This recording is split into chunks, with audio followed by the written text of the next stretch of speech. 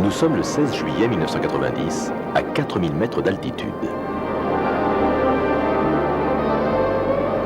Aujourd'hui, des dizaines de garçons et de filles se sont donné rendez-vous à Morzel, en Belgique, pour un boogie, c'est-à-dire un rassemblement international de parachutistes.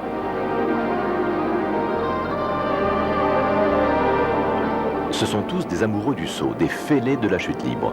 Et ils ont tous un point commun, ce sont des amateurs de sensations fortes. Bonheur sans nuage. Pourtant, il ne faut jamais oublier le danger. Un parachute qui s'ouvre mal, et ce peut être le drame. Heureusement, ils ont tous un parachute de secours.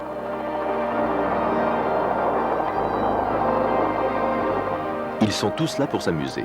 Pourtant, rien ne doit être laissé au hasard. Du sol, on filme ceux qui sautent. Pendant ce temps, le prochain groupe à sauter repère une dernière fois la figure qu'ils vont exécuter dans une demi-heure. Set, go! Dans cette ambiance de fête, un groupe de 10 copains prépare eux aussi leur prochain saut. Ce sont des joyeux drilles venus d'un peu partout. Il y a là Pamela, anglaise, Alain, belge, Wendy, néo-zélandaise, Georges, qui organise le saut, un anglais lui aussi, comme Suzanne, et Alison, la petite amie de Georges. Et puis John, sud-africain. Et l'autre John, parachutiste caméraman, encore un anglais. Ils sont venus pour lui, Charlie, un belge. Aujourd'hui est un grand jour. Charlie fête son 500e saut. Nous avions rencontré Charlie Boons un peu avant et nous sommes devenus bons amis. Charlie allait faire son 500e saut, alors il a demandé à Georges s'il voulait organiser le saut pour lui. Et nous avons formé un groupe de 10 personnes pour sauter ensemble.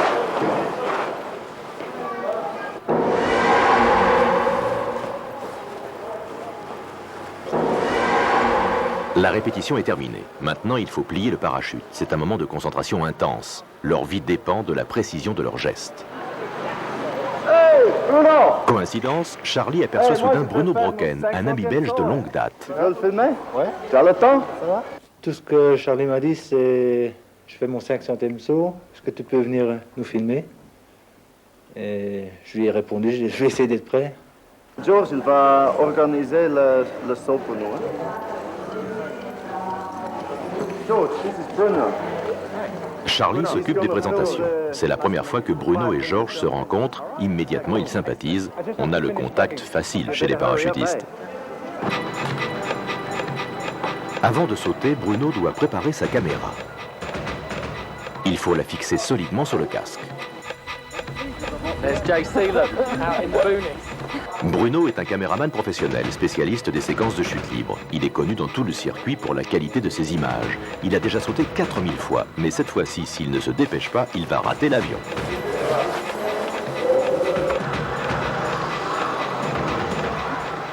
Une fois que j'avais tous mes affaires prêtes, l'avion était déjà prêt, tout le monde embarquait déjà.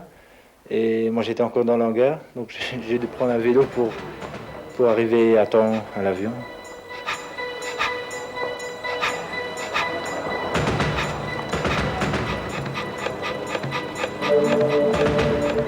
Tout le monde embarque.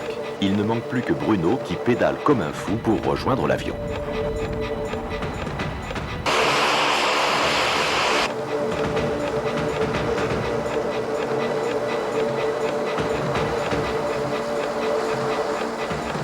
Juste à temps, Bruno saute dans l'appareil. L'avion allait partir sans lui. Enfin, c'est le décollage. Dans la carlingue, tout le monde est silencieux, concentré. Chacun se répète les gestes et l'enchaînement des figures.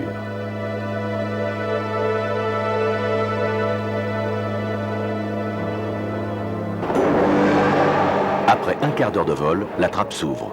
Encore quelques secondes pour les tout derniers préparatifs. Feu vert. Au bord de la trappe, chacun prend sa place pour le saut groupé. Sous leurs pieds, 4000 mètres de vide.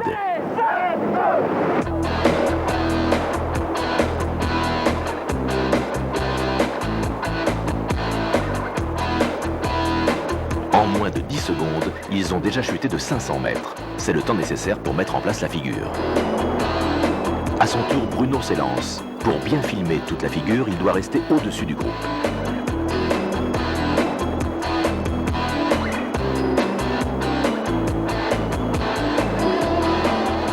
plaisir extrême de la sensation forte. Il chute à près de 200 km/h. Imperceptiblement, chacun se rapproche pour former le cercle. Ils se prennent tous par la main. C'est le bonheur absolu. Il sourit.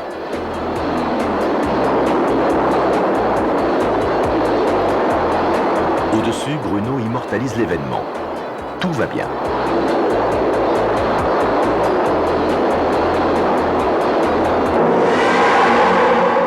« 3500 mètres. Soudain, c'est la fausse manœuvre.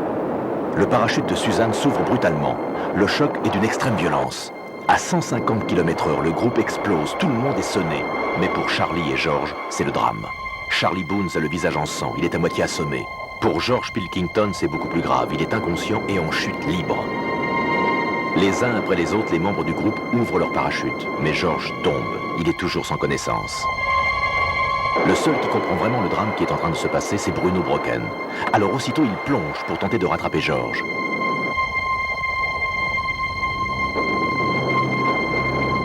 Un plongeon à plus de 250 km/h. Chaque seconde est vitale. À son tour, Wendy pique vers George. Alain, lui aussi, tente de le rattraper en utilisant une autre technique.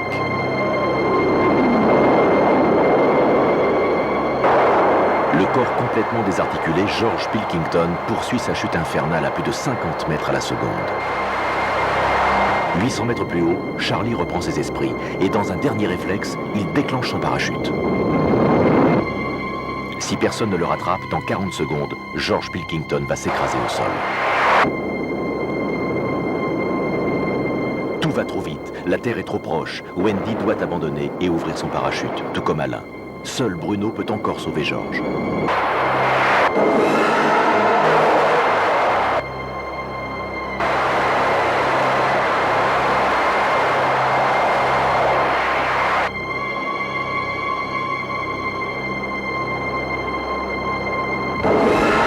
Bruno se rapproche. George est à environ 1800 mètres du sol. Il reste une toute petite chance de le sauver, mais il ne faut pas le louper. À 1500 mètres, enfin, Bruno réussit à rejoindre George. Mais sa jambe lui échappe. Il faut absolument recommencer, sinon George Pilkington va mourir. 1200 mètres. Bruno n'a plus que 7 secondes pour agir. Dans 7 secondes, son altimètre va sonner et il devra impérativement ouvrir son parachute. Une seconde fois, Bruno réussit à attraper George. Il n'a plus le droit à l'erreur. La Terre est à moins de 20 secondes. Il doit à tout prix réussir. À l'extrême limite, Bruno Brocken réussit l'exploit.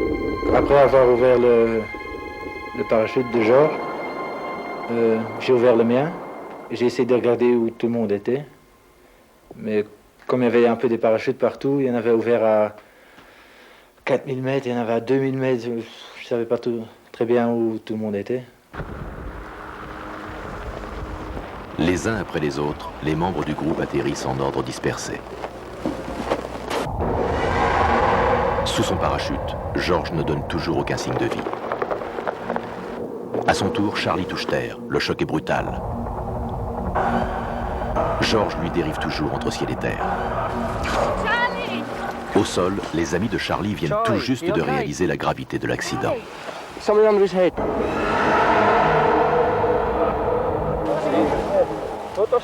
Charlie est très mal en point, peut-être gravement blessé.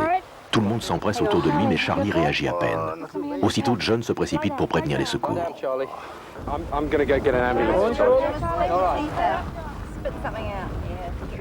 ce moment-là, nous avons réalisé que George n'était pas avec nous. On s'est demandé où il était passé.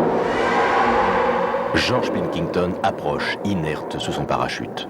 À 50 km/h, sans un geste pour amortir le choc, l'atterrissage est brutal. Il est comme mort.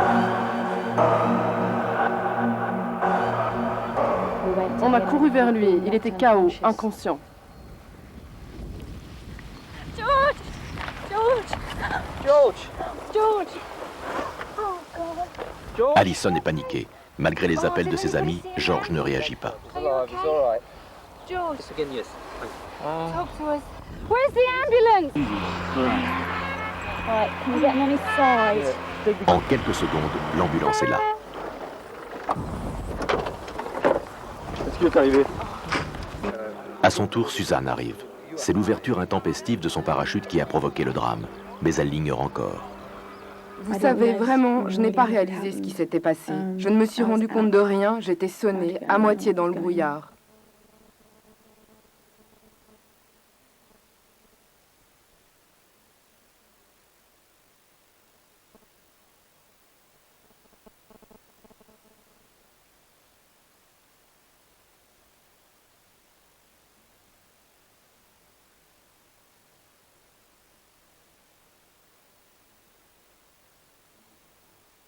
Immédiatement, George Pilkington est évacué sur l'hôpital.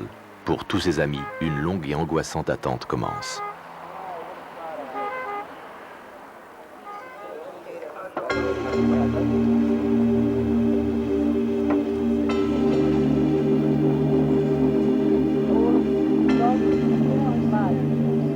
Jusqu'au soir, tous restent silencieux, revivant chacun comme une obsession le terrible drame qui s'est joué dans le ciel. Si j'aurais pas pu l'attraper, ça me serait resté. Je suis très heureux d'avoir fait ça. Il est 20h lorsqu'enfin Charlie et George sont de retour. George Pilkington n'a pas voulu rester à l'hôpital malgré sa commotion cérébrale. Il voulait rassurer ses amis. Je n'ai repris connaissance que 4 à 5 minutes après l'atterrissage. J'ai oublié tout le reste. J'étais évanoui, alors c'est évident, je n'aurais jamais pu ouvrir tout seul mon parachute. La joie de tous est immense. Chacun sait qu'aujourd'hui, grâce à Bruno Brocken, George a échappé à une mort horrible. Quand on a vécu une chose comme ça, on ne peut jamais oublier. George est heureux, mais il cherche des yeux celui qui l'a sauvé. Bruno est timide. Il n'ose pas se joindre au groupe.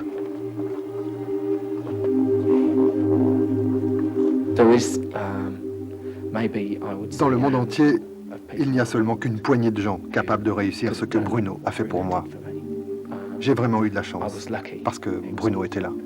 Nous sommes devenus des copains, parce qu'on ne se connaissait pas du tout avant. Et maintenant, chaque fois qu'on se revoit dans des centres de parachutisme en Espagne ou en Angleterre, c'est la fête.